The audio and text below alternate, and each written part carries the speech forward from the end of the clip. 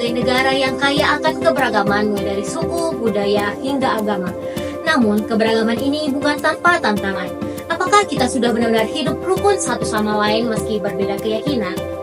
Dalam video ini saya akan mewawancarai 5 narasumber dari 3 agama yang berbeda untuk mendengar langsung pandangan mereka tentang kondisi kerukunan antar umat beragama di Indonesia.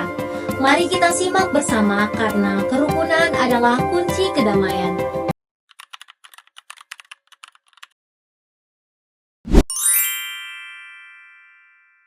Halo, nama saya Maria Francisca Tarigan. Saya guru sekolah minggu di Gereja Santo Laurentius, Simpang Selayar.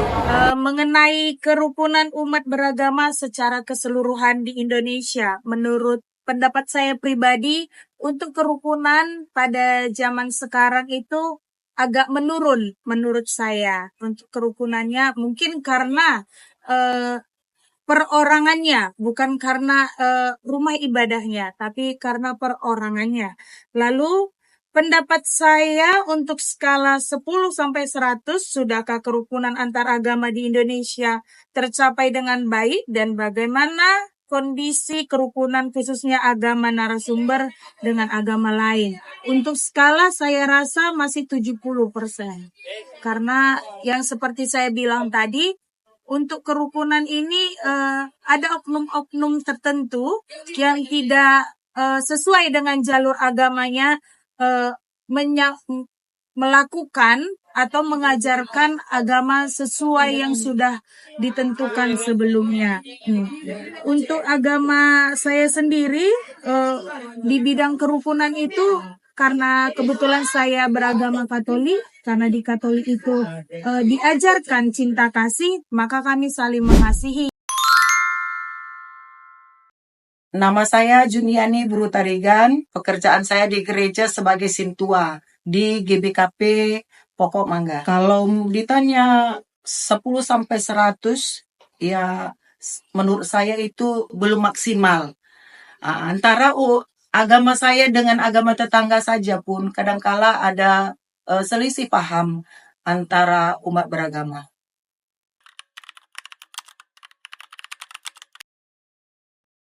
Dalam Islam juga tadi sudah saya sampaikan salah satu ayatnya terkait tentang masalah saling menghormati. Rasulullah Shallallahu Alaihi Wasallam ketika ada orang kafir yang saat itu sedang dibawa jenazahnya, dan di saat itu Rasulullah mengajak para sahabat untuk berdiri, artinya menghormati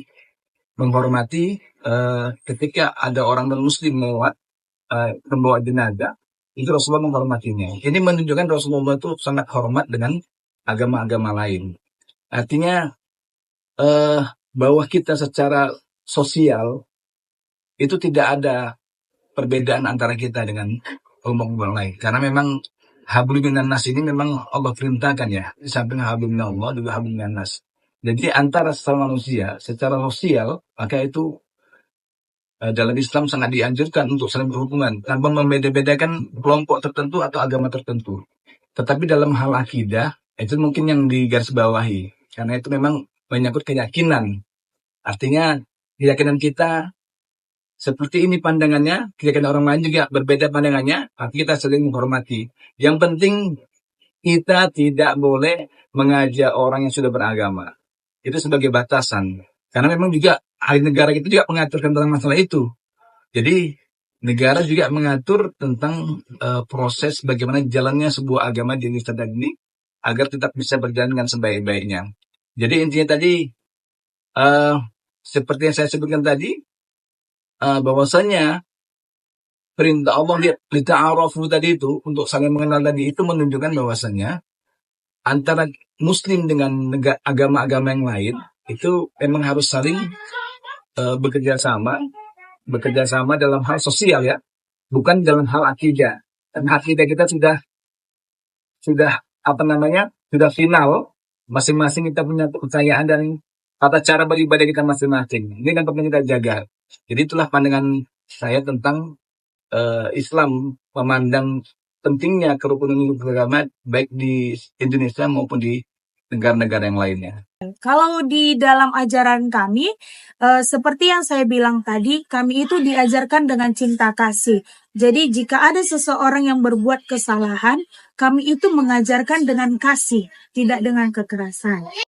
Kalau menurut saya di agama kami diajarkan harus saling mengasihi satu dengan lainnya di antara umat yang beragama. Itulah menurut pendapat saya yang diajarkan di agama saya.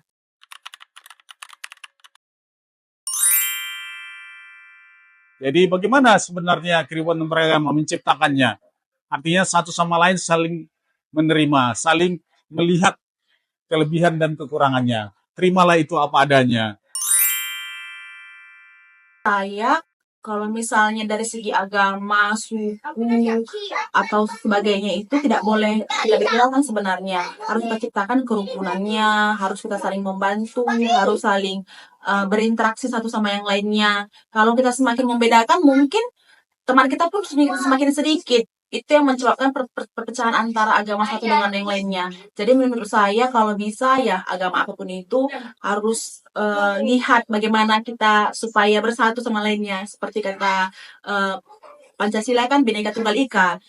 Ya semua Indonesia ini beda-beda tapi ya tujuannya tetap satu seperti itu. Jadi untuk menjaga keharmonisan antara umat beragama di lingkungan masyarakat ini memang ya kita namanya hidup bermasyarakat, siapapun orangnya dengan agama yang berbeda atau suku yang berbeda. Dan tentunya kehidupan bermasyarakat itu memang harus dijaga. Artinya kita saling bekerja sama dalam hal-hal kegiatan sosial ya.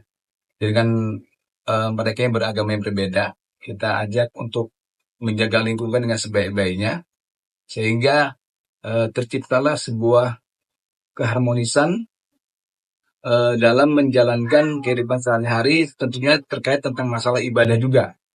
Jadi masyarakat kita ini kan masyarakat yang majemuk ya, artinya banyak sekali agama di Indonesia ini. Tentunya kita harus pandai-pandailah menyikapi terkait tentang dengan paham yang berbeda-beda tadi ini sebagai umat yang majemuk dengan pemikiran dan pemahaman yang berbeda. Makanya setiap ada kegiatan-kegiatan ibadah tertentu yang memang itu mau diselenggarakan, memang sih ada aturan-aturan dari pemerintah terkait tentang masalah menjalankan ibadah tertentu bagi agama tertentu. Misalnya seorang di daerah tertentu minoritas adalah agama Kristiani misalnya kan. Sementara itu mayoritas agama Islam. Tentunya ini harus bermusyawarah dulu. Ketika orang non-muslim tadi mau melaksanakan salah satu aktivitas ibadahnya, harus juga bermusyawarah juga dengan yang mayoritas umat Islam di situ, supaya tidak terjadi masalah paham antara satu dengan yang lainnya. Tentunya ini kan untuk menjaga keharmonisan antara satu dengan yang lainnya dan tidak terjadi salah paham. Jadi memang intinya ya apapun yang mau dilakukan seharusnya memang harus terjadi bermusyawarah atau ada perbincangan dari kelompok agama tertentu dengan agama yang lainnya sehingga tidak terjadi gesekan atau salah paham dalam menjalankan prosesi ibadahnya di lingkungan kita tertentu.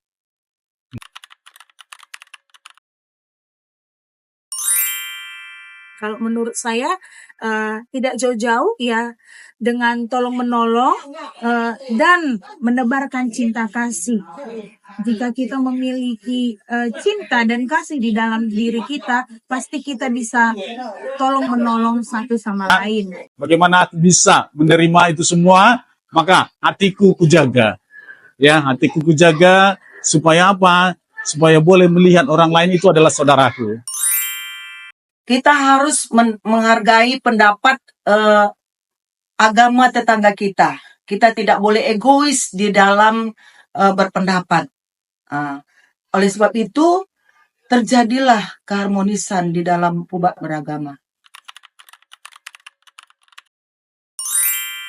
Kalau menurut saya sih untuk pemerintah semoga kedepannya tidak ada pembedaan agama atau suku untuk mencari pekerjaan sebenarnya yang paling penting.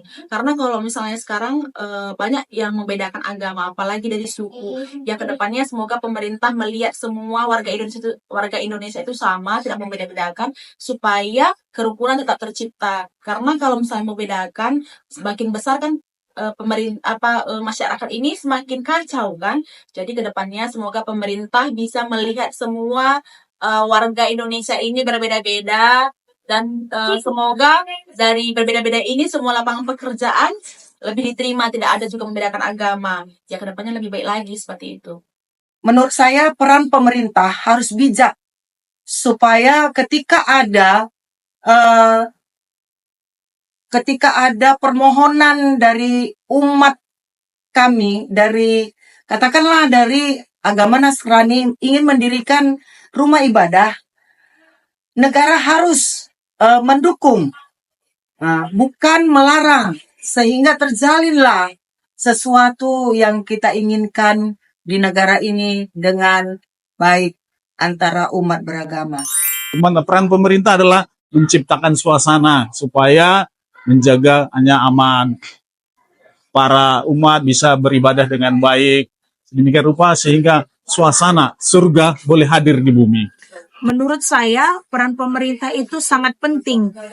Bisa diadakan seminar, di mana zaman sekarang ini sudah minim seminar-seminar tentang keagamaan, ataupun narasumber yang memang mengerti tentang keagamaan, sehingga tidak jauh dari jalur yang sudah diajarkan. Jadi kalau bisa pemerintah menyediakan sarana dan prasarana, dan juga melakukan seperti talk show untuk keagamaan khususnya. Apalagi zaman-zaman milenial yang sekarang sudah minim untuk mengetahui tentang agama. Audio Jungle.